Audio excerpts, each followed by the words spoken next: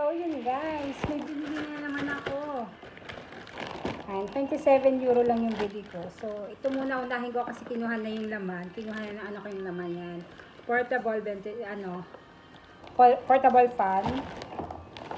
Tapos, magkaiba kami. So, kinuha niya yung isa kasi mas malakas daw.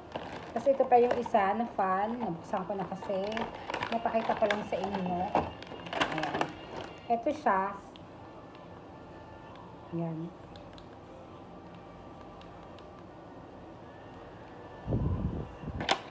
Medyo okay din naman. Pero mas malakas talaga yung sa anak ko.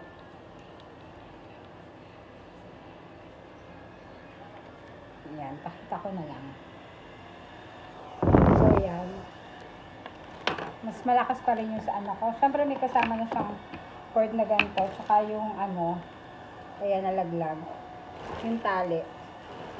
Ayan, may tali siya.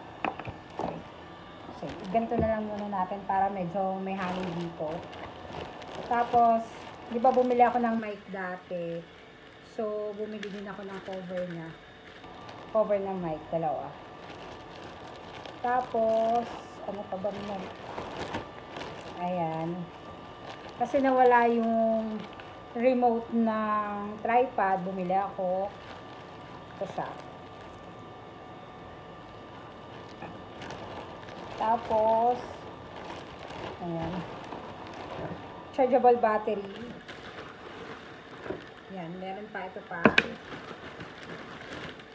Tapos, ano pa ba to? Ayan, dalawa pala siya na ano, remote na tripod. Kasi ito, gamit namin sa kusina. Tapos, ano pa ba meron dito?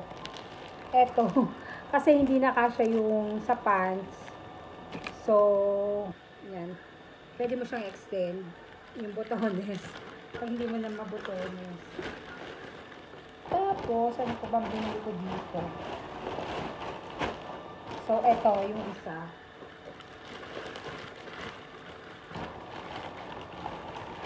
Yan.